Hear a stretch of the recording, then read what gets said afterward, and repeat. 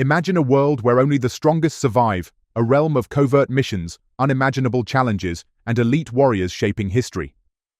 On a dark night, May 16, 2014, 24 daring American soldiers embarked on a secret Black Hawk mission deep into enemy territory, targeting a high-ranking terrorist commander whose elimination could alter the course of nations. This isn't just another war story, it's the untold saga of Delta Force, one of the most mysterious and formidable units of the US military. Get ready to step into the shadows of legend. Welcome to the realm of the extraordinary. When most people think of Special Forces, the US Navy SEAL Team 6 immediately comes to mind. After all, countless war films are inspired by their real-life exploits, like the renowned film Yongja Shingdong, featuring retired SEALs. In contrast, another elite unit remains shrouded in secrecy.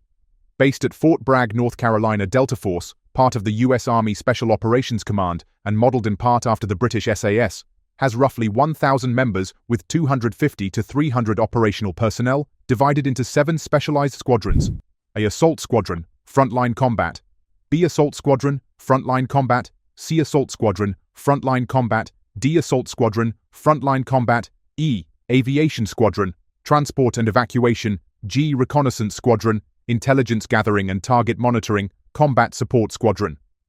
According to publicly available U.S. data, Delta Force has been involved in operations such as Eagle Claw, the Panama Justice Mission, the Gulf War, the Afghanistan and Iraq Wars, and peacekeeping missions in Somalia. Before diving into Delta Force's nearly flawless combat record, let's explore its origins, selection process, and superhuman training regimen. In the 1970s, when terrorist incidents were rampant worldwide, the United States established a full-time counterterrorism unit under the leadership of Vietnam War veteran and U.S. Army Special Forces officer Charles Beckwith.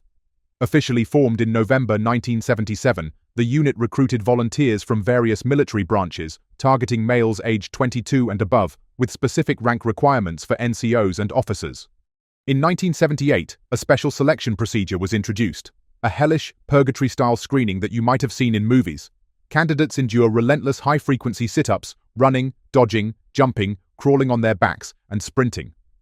Passing this phase is only the beginning.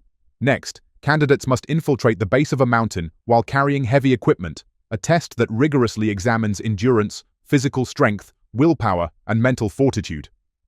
After the initial phase, they face several rounds of nighttime land navigation long runs, starting at 10 kilometers while carrying over 20 kilograms of gear, with each round increasing the load and distance and decreasing the allotted time. Eventually, after more than 7 rounds, the final test demands carrying 32 kilograms over 72 kilometers of rugged mountain terrain within a strict time limit. It's said that the exact standards for passing are known only to the highest clearance officials at the Pentagon, yet it's clear that a qualified Delta Force operator's physical prowess and iron will are nothing short of extraordinary. Once the physical tests are cleared, candidates undergo psychological evaluation, engaging in discussions with Delta Force commanders to identify those with peak physical condition, sharp minds, high military aptitude, or exceptional talent in specific areas.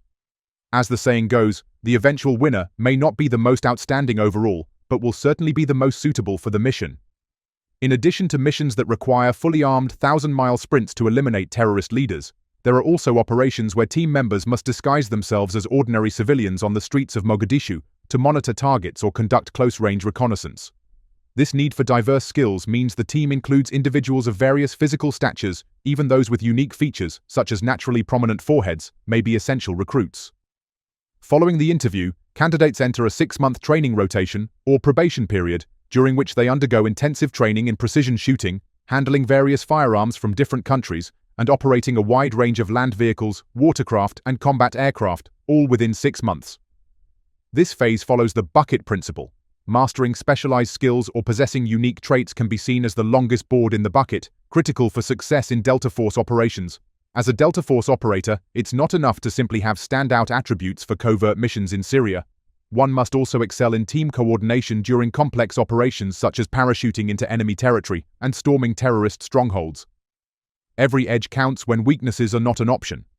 Delta Force remains one of the most secretive and elite units in the world. Its rigorous selection process, brutal training regimen, and uncompromising standards ensure that only the best of the best make the cut. If you're fascinated by the world of special operations and military excellence, be sure to subscribe for more in-depth insights and behind-the-scenes stories.